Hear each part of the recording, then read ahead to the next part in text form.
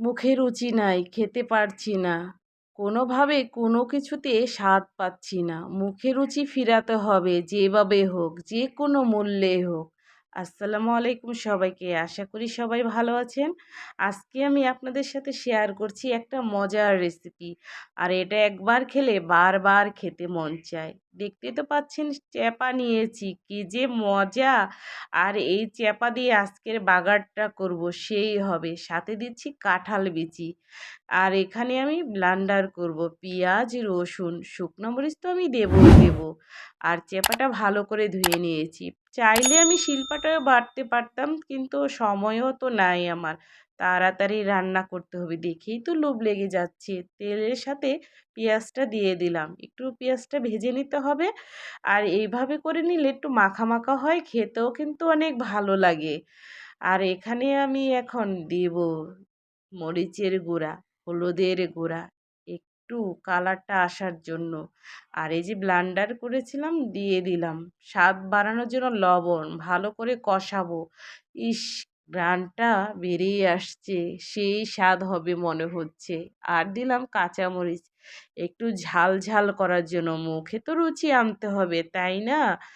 আর মুখের রুচি ফেরানোর জন্য আমি সব কিছু করতে পারি। এখানে তো দেখতে পাচ্ছেন আমি দিয়ে দিলাম কাঁঠাল বিচি। আর কাঁঠাল বিচিটা এভাবে কেটে রান্না করলে আমার কাছে যে কত ভালো লাগে। আর কে কিভাবে রান্না করেন বাসায় অবশ্যই কিন্তু জানাবেন। একটু পানি দিয়ে দিলাম কাঁঠাল বিচিটা সেদ্ধ করার জন্য, না হলে তো খেলে আর ভালো লাগবে না। যারা আমার চ্যানেলটি প্রথম দেখছেন অবশ্যই কিন্তু সাবস্ক্রাইব করবেন। যারা ফেসবুক থেকে দেখবেন ফলো দিবেন, শেয়ার করবেন। কষানোটা কিন্তু প্রায় হয়ে আসছে, একদম মাখা মাখা, দেখে কিন্তু লোভ লেগে যাচ্ছে। আর এই ঘ্রাণে পুরা ঘরটা ভরে যাচ্ছে। যখন ভাতের সাথে লোকমাটা মুখে দিব সেই লাগবে। আর এটা খেতে যে এত ভালো লাগে এই মৌসুমে, আমার কাছে মনে হচ্ছে এটা আমার ঘরে সেরা রেসিপি। চাইলে আপনারও বাসায় তৈরি করতে পারেন আর এভাবে খেয়ে সবার মুখের রুচি ফিরাতে পারেন। আর এটা খেতে কিন্তু আসলে অসাধারণ, ঝাল ঝাল, এত মজার।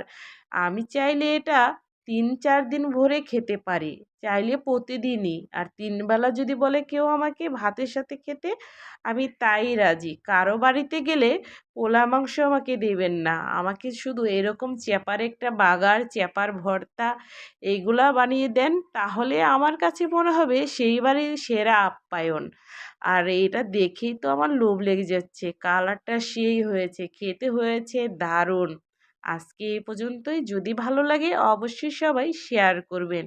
আর বাসায় একবার হলেও এটা রান্না করে খাবেন। এত মজার রেসিপি, না খেলে কিন্তু সবাই মিস করবেন। আজকে এই পর্যন্তই। আল্লাহ হাফেজ।